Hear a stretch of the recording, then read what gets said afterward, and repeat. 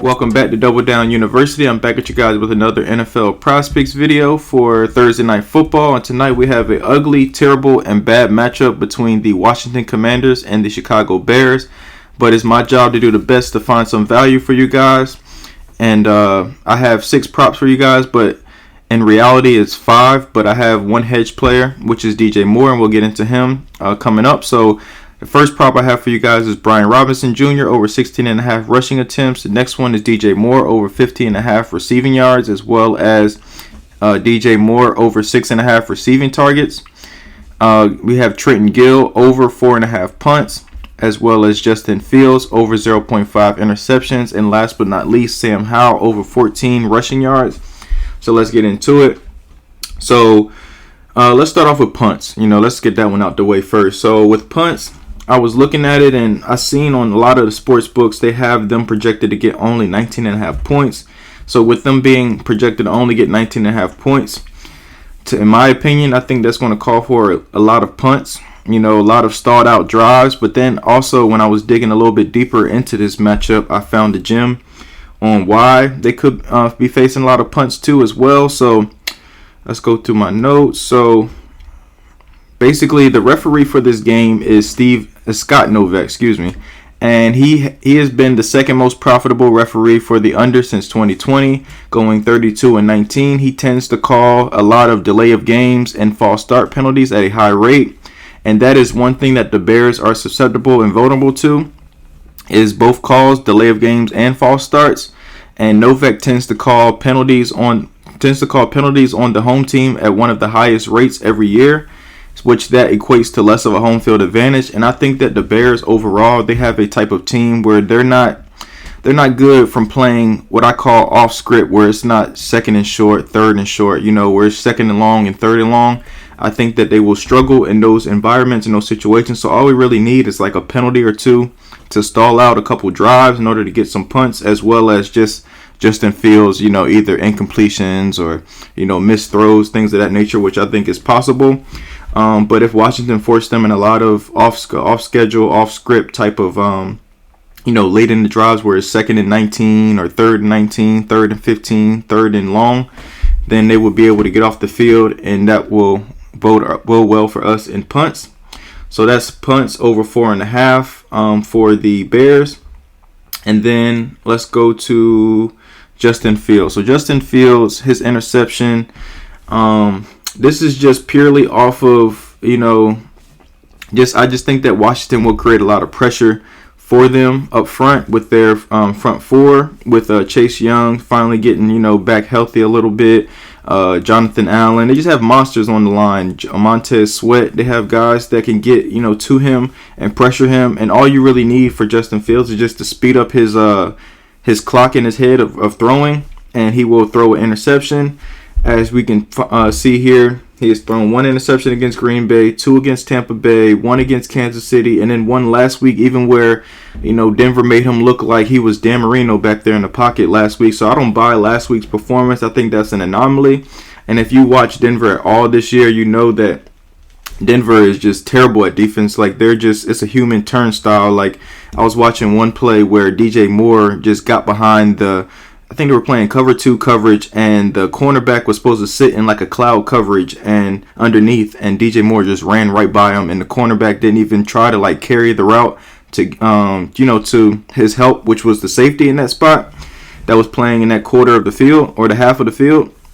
So they were just their defense just terrible. And then you seen the week prior what Miami did to them. So I just take that with a grain of salt what he did last week, because he's pretty average his first 3 weeks, and I don't expect nothing more, nothing less from Justin Fields.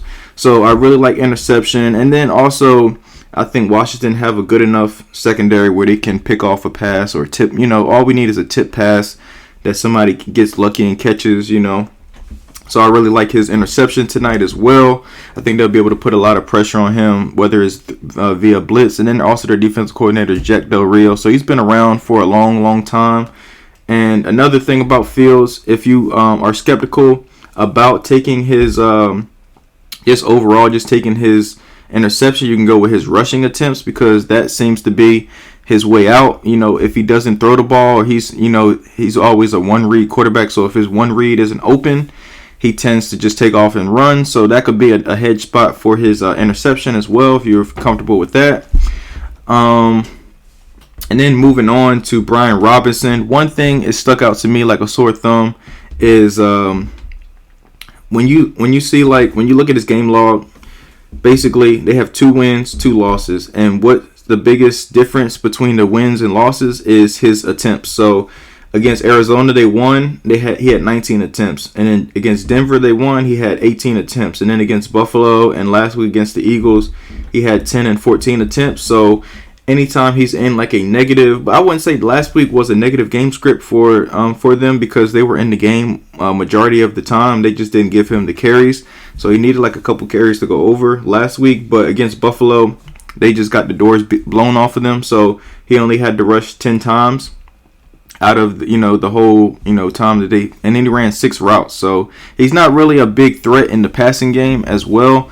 They kind of tend to give that type of work to Antonio Gibson, as he is a former receiver as well. So I really like if Washington goes up early, or just if they go up at any point in the game, I think they will start to run the ball a little bit more. And then also moving on to Sam Howell. With him, it seems like they're starting to trust him more as a runner.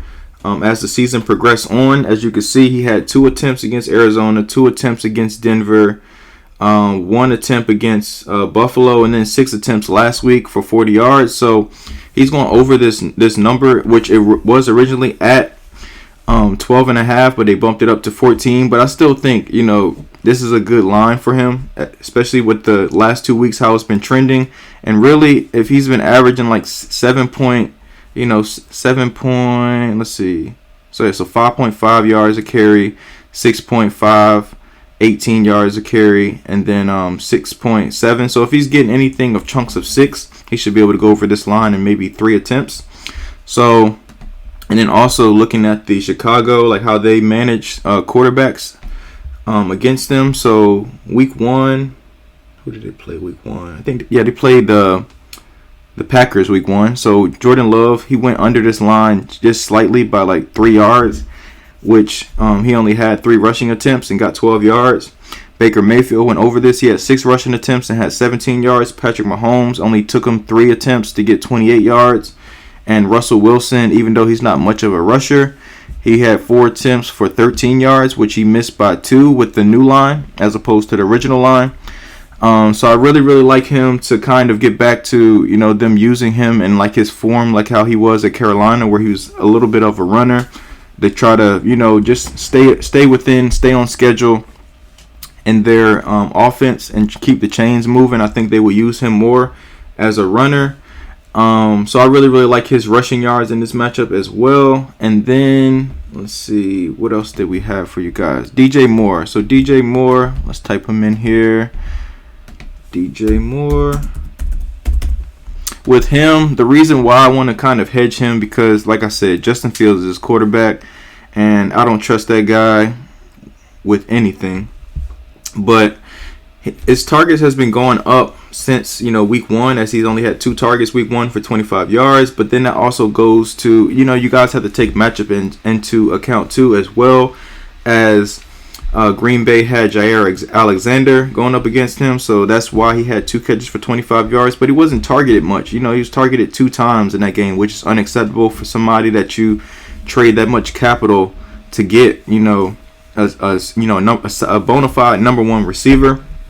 So against Tampa Bay, he had 7 targets. Against Kansas City, he had 6 targets, and then last week he had 9. So he's getting over 50% of his targets in the last 3 weeks. So that's a good sign as well. That means that he will be more involved in their offense going forward. And then I just also think that, with Washington, they don't have a great secondary. And I'll show you guys in a second. So they don't have like a great secondary. They're solid, but they're not like elite at any position, in the secondary. As they have Cameron Curl as a strong safety. They have Kendall Fuller as the left cornerback, which he would most likely be going up against. him or St. Cajuce. So I really like his matchup against those two. And then I think I could pull up their grades against quarterbacks. As you can see here, they're mid. They're mid as far as grade against the quarterback. Like Cajuce, he's given up a 72% completion percentage to any receiver on his side of the field. And then as well as Kendall Fuller is probably their best cornerback, or they probably will stick on him. He's having 33% completion rate. He also has an interception, and that also bodes well for our Justin Fields prop of over 0.5 interceptions. Same thing with Emmanuel Forbes. He's a gambler as far as a cornerback. He does have a high completion percentage at 61.9, which is not good. But I just really like his matchup in this game. I think he should be able to go off in this game, but also we're not banking on Justin Fields to be able to consistently get him the ball. That's why I want to hedge him with just targets in general, because if he gets, let's say, 4 targets in the first half and 3 targets in the second half, we should cash our target prop, as well as he should be able to get some yards off of that as well, because they should, scheme up some plays to get him open against this secondary and be able to get that 51.5 yards. So if he gets 26 yards each half, he should be able to go over that line as well. So I really like DJ Moore in this position as well. So yeah, so those are my props for you guys, and I'll go back through them again. We have Brian Robinson over 16.5 receptions, or rushing attempts, excuse me. We have DJ Moore over 50.5 receiving yards, DJ Moore over 6.5 receiving targets, as well as Trenton Gill over 4.5 punts. And last but not least, the last two is Justin Fields over 0.5 interceptions and Sam Howell over 14 rushing yards. I appreciate you guys. Please like, comment, and subscribe. I'll see you guys next time.